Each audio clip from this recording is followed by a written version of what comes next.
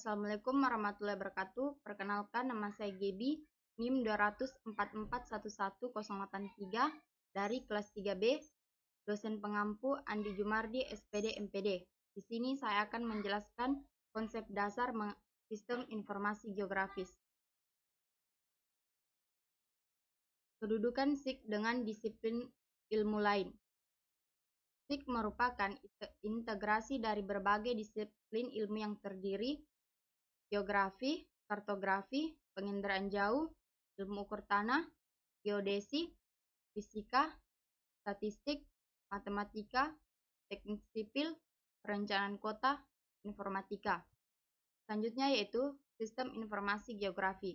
Sistem adalah sekumpulan objek atau ide yang berhubungan untuk mencapai tujuan bersama.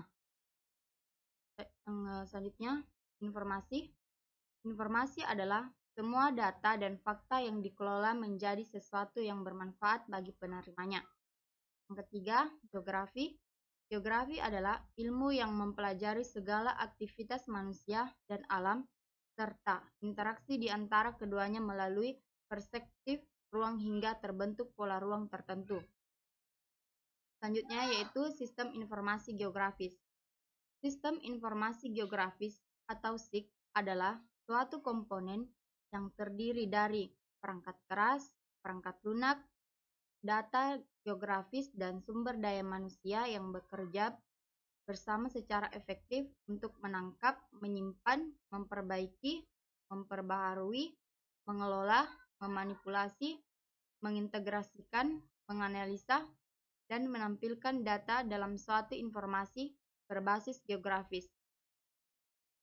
Selanjutnya yaitu komponen SIG, sistem informasi geografis, yang terdiri dari hardware, software, data, people, methods.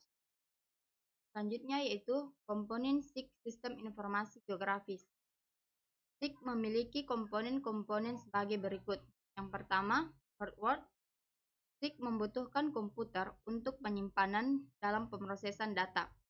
Ukuran dari sistem komputerisasi tergantung pada tipe SIG itu sendiri.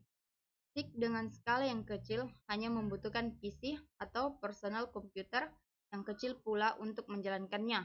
Namun, ketika sistem menjadi besar, dibutuhkan pula komputer yang lebih besar serta host untuk client machine yang mendukung penggunaan multiple user. Yang kedua, software.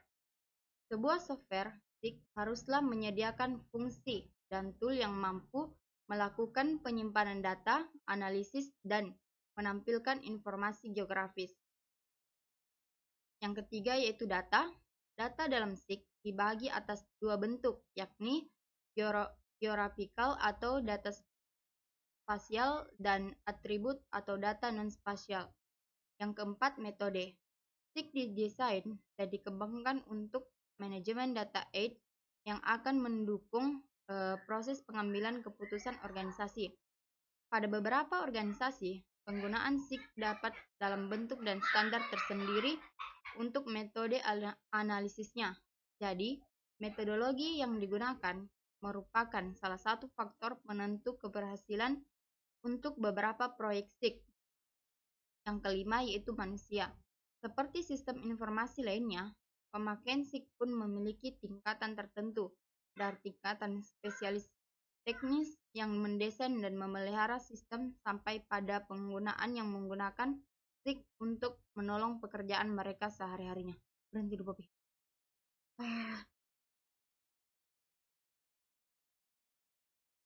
Beberapa itu 5 menit. Yang aku cepat sekali.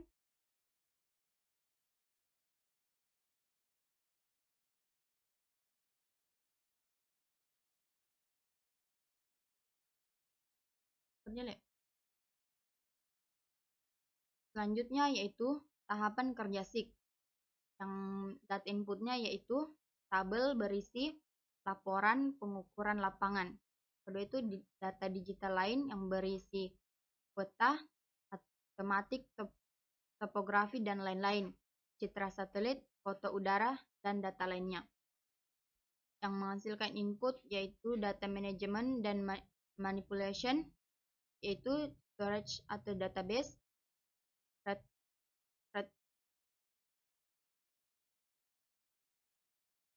retrieval processing yang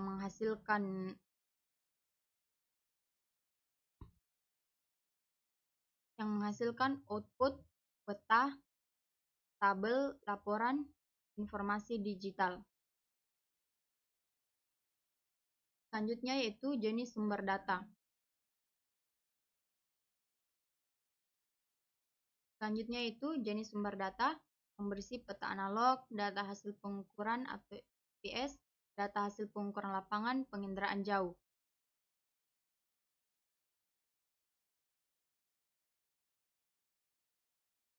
Selanjutnya yaitu arah pemanfaatan SIG, lokasi, untuk menjawab pertanyaan mengenai lokasi tertentu.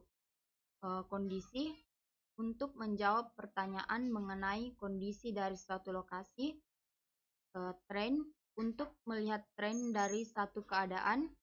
Pola, untuk membaca gejala-gejala alam dan mempelajarinya. Pemodelan dapat digunakan untuk menyimpan kondisi-kondisi tertentu dan mempergunakannya untuk memprediksi keadaan di masa yang akan datang maupun memperkirakannya apa yang terjadi pada masa lalu. Selanjutnya yaitu manfaat sistem informasi geografis atau SIG. Adapun manfaat sistem informasi geografis antara lain yaitu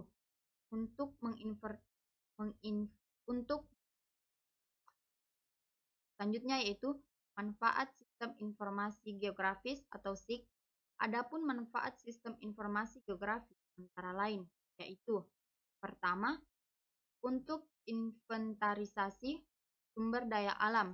Contohnya, mengetahui persebaran berbagai sumber daya alam, misalnya minyak bumi, batu bara, emas, besi, dan barang tambang lainnya. Yang kedua, untuk pengawasan daerah bencana alam. Contohnya, memantau luas wilayah bencana alam dan pencegahan terjadinya bencana alam pada masa mendatang. Yang ketiga, untuk perencanaan wilayah dan kota. Contohnya, untuk bidang sumber daya seperti kesesuaian lahan, pemukiman, pertanian, perkebunan, tata guna lahan, pertambangan, dan energi, analisis daerah rawan bencana. Siapa saja yang dapat menggunakan SIG? Yang pertama yaitu pertambangan, transportasi, kehutanan, bisnis, lingkungan, geologi, hidrologi, penggunaan lahan, dan sebagainya. Pertanian, perhubungan, Badan Konservasi, BNPB atau BPPD, ESDM, BMKG, Bapeda, militer, kelautan, dan seterusnya. Kemampuan sistem informasi geografis, aspek definisi. Berikut adalah kemampuan-kemampuan SIG yang diambil dari beberapa definisi-definisi SIG yang telah dituliskan di atas. Yang pertama, memasukkan dan mengumpulkan data geografi atau spasial dan atribut. Yang kedua, mengintegrasikan data geografi atau spasial dan atribut. Yang ketiga, memeriksa dan mengupdate atau mengedit data geografi, spasial, dan atribut. Yang keempat, menyimpan dan memanggil kembali data geografi atau spasial dan atribut. Yang kelima, mempresentasikan atau menampilkan data geografi atau spasial dan atribut. Yang keenam, mengelola data geografi atau spasial dan atribut. Yang ketujuh, memanipulasi data geografi atau spasial dan atribut. Yang kedelapan, menganalisa data geografi atau spasial dan atribut. Yang kesembilan, menghasilkan keluaran atau output data geografi dalam bentuk-bentuk peta tematik, yaitu view dan layout, tabel, grafik atau chart, laporan atau report, dan lainnya baik dalam bentuk hard copy maupun soft copy. Selanjutnya yaitu aspek analisis. Kemampuan SIG dapat juga dikenali dari fungsi-fungsi analisis yang dapat dilakukannya. Secara umum, terdapat dua jenis fungsi analisis, yaitu fungsi analisis spesial dan fungsi analisis atribut atau basis data atribut. Fungsi analisis atribut terdiri dari operasi dasar sistem pengelolaan basis data atau disingkat dengan DBMS. Yang pertama, membuat basis data baru atau create database. Yang kedua, menghapus basis data atau drop database. Apa bilang? Apa yang gimana, Kak? Kedua, menghapus Kedua, menghapus basis data atau drop database. Yang ketiga, membuat tabel basis data atau create table. Yang keempat, menghapus tabel basis data atau drop table. Yang kelima, mengisi dan menyisipkan data atau record dalam tabel atau insert. Yang keenam, membaca dan mencari data atau file atau record dari tabel basis data, yaitu seek, find, search, dan retrieve. Yaitu seek, find, search, dan retrieve. Yang ketujuh, mengubah dan mengedit data yang terdapat dalam tabel basis data, yaitu update, edit. Yang kedelapan, menghapus data dari tabel basis data, to delete, zap, dan pack. Yang kesembilan, membuat indeks untuk setiap tabel basis data. Selanjutnya yaitu analisis data sistem informasi geografis. Terdiri dari 5, yaitu pertama, analisis klasifikasi, yang kedua, analisis overlay, yang ketiga, analisis working, yang keempat, analisis buffering, kelima, analisis 3 dimensi. Yang pertama, analisis klasifikasi adalah suatu proses mengelompokkan data ke ruangan atau spasial. Contohnya, dalam klasifikasi pola tata guna lahan untuk permukiman, pertanian, perkebunan, atau hutan berdasarkan analisis data. Selanjutnya yaitu analisis networking, yaitu analisis overlay adalah proses untuk menganalisis dan mengintegrasikan tumpang tindih 2 atau lebih data ke ruangan yang berbeda. Contohnya, dalam analisis daerah rawan erosi dengan menggabungkan data ketinggian, jenis tanah, dan kadar air. Yang ketiga, analisis networking, yaitu analisis yang bertitik tolak pada jaringan yang terdiri dari garis-garis dan titik-titik yang saling terhubung. Analisis networking seringkali dipakai dalam sistem jaringan telepon, kabel listrik, pipa minyak atau gas, maupun pipa air minum atau saluran pembuangannya. Yang keempat yaitu analisis buffering atau yaitu analisis yang menghasilkan penyangga berbentuk lingkaran atau poligon yang meliputi suatu objek sebagai pusatnya. Dengan menggunakan analisis buffering, kalian bisa mengetahui berapa parameter objek dan luas wilayahnya. Yang kelima, analisis 3 dimensi, yaitu analisis yang digunakan untuk memudahkan pemahaman karena data divisualisasikan dalam bentuk 3 dimensi. Penerapannya bisa digunakan untuk menganalisis daerah yang rawan terkena bencana. Selanjutnya yaitu representasi grafis suatu objek. Dalam sistem informasi geografis atau SIG, informasi grafis suatu objek dapat dimasukkan dalam bentuk yang pertama, titik atau tanpa dimensi. Titik adalah representasi grafis yang paling sederhana untuk satu objek.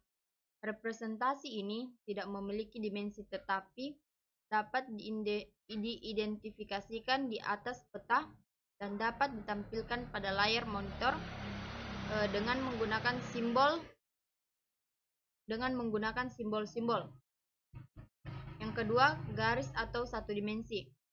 Garis adalah bentuk linear yang akan menghubungkan paling sedikit dua titik dan digunakan untuk mempresentasikan objek-objek satu dimensi.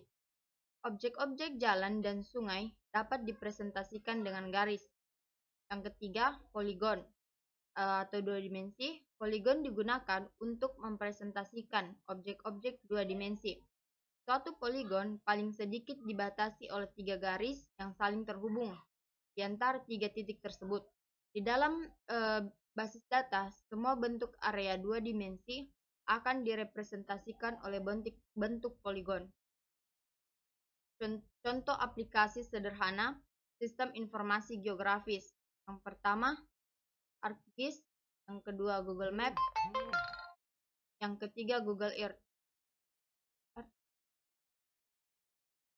Itulah tadi presentasi tentang konsep dasar mengenai sistem informasi geografis. Sekian dari saya.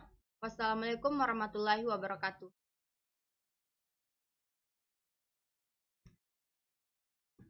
Ini ada